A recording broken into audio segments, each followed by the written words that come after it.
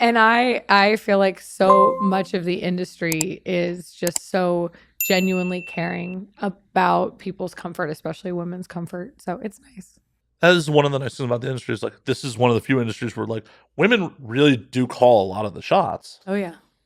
As a dude, you can find yourself completely out of work real fast if you're a piece of That and when you're on set, I feel like the woman kind of dictates how touchy things are outside of the on-camera stuff too, because people have different relationship rules.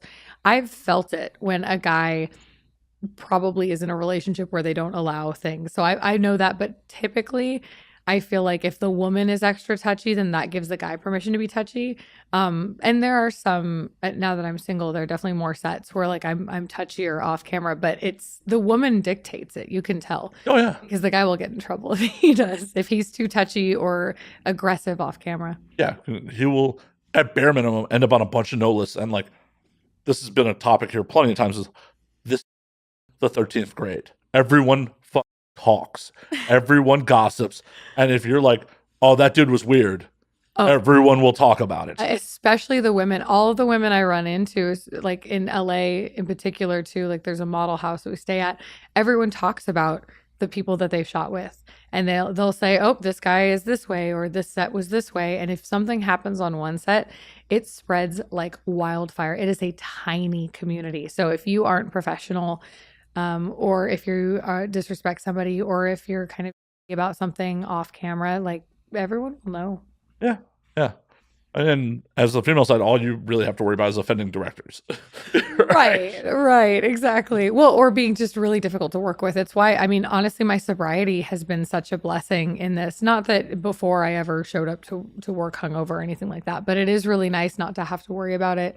And if you're just punctual and professional and excited to be there, that's already like 80% of the work. Just remotely polite to the crew. Like, Oh God, of course. That's always interesting too. I feel like that's really telling if someone has an ego with, the people that are helping them out. I'm always it's such a treat to be like, "Oh, I just get baby wipes whenever I need them. This is so nice." like, what kind of lube do I get? Like, I get to choose my lube. Ooh. It's such a fun thing, and I feel like there's so many women who enter the industry now at like 18 or so who haven't had a job before.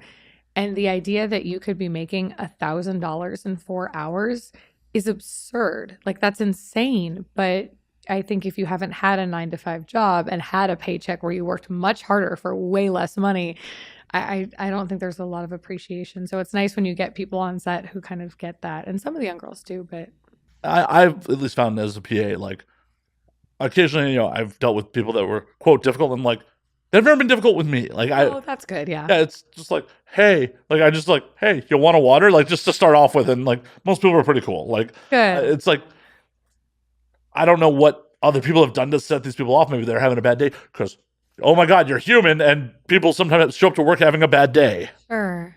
It happens. Yeah. I'm glad you haven't had bad experiences. I haven't dealt with a lot of egos on set. I've never had anybody yelling on set, which is nice too. Like there's never been that.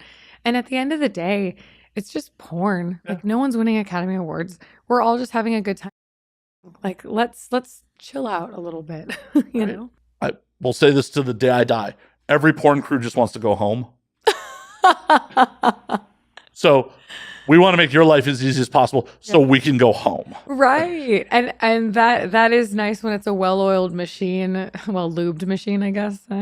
And you have like, okay, here's what we're doing. Here are the positions. Let's have as much momentum as possible so that we can just get it all done in one shot and we don't have to stop a bunch of times. And we know you guys want to go home. Like we do too at some point. Yeah. Like, no, anyone who's a professional in this industry just does not want to be on set any longer than they have to be. Exactly. Exactly. It's a fun day for sure, but they can get kind of long. I remember I was doing one scene and I was looking up into the lights and I accidentally made eye contact with the boom operator. And it was like the most awkward moment where I was like, I'm so sorry. So sorry. I didn't mean to look directly into your eyes as I'm getting. He was cool. Maybe he's like, she's trying to have a moment with me. What's happening here? He was very gay. Well, that makes it even weirder. Like, It was. does she know I'm gay? Like, what is she trying to do here? Like, I think it was pretty obvious. It was just a weird moment. I always feel like when when you're doing all the sexy stuff, and you get the director to kind of be like, "Ooh, I just felt something in my pants a little bit." It feels like a win to me because they see this day in and day Oh yeah, like it's you have to do something extraordinary for any crew member to be remotely aroused. remotely turned on. Yep. Yeah, how the sausage is made is pretty unsexy at times. Yeah, it definitely can get, or it's just kind of the same every day. You're seeing the same positions, the same noises, the same. And so that's why for me, it's so nice when I have like a genuine connection with the person that I'm that day. Like, and there's been times I've had situations where I've shown up on set and been like I'm not like super attracted to this person. And then we start having sex and the chemistry is insane. I've had that happen where it's like surprise good day, you know? Like, oh, this uggo can. Yeah, exactly. Exactly.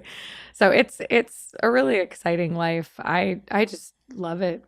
Awesome. Like, oh my God, you're enamored with what you do for a living? How few people actually get to say that? I do have a girlfriend of mine. We've known each other since we were 7, and when I left the industry and came back, she told me, she said, back when you were in it, I would tell people that like I've never seen anybody as excited about their job as you are, and it was something special.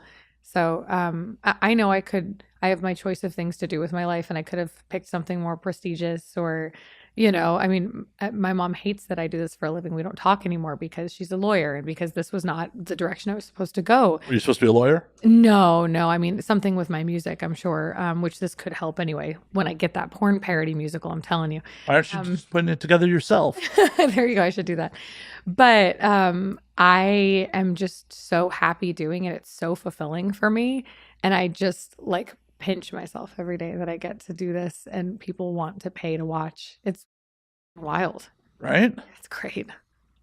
It's like, oh my God, I get to do what I want for a living. People are ecstatic about my work. And they just give you compliments all day. The whole thing is just ego gratification all of the time. It is insane. And I'm such an exhibitionist. I can't hold on to anything. I'll take a picture and I'll be like, somebody look, Matt do it.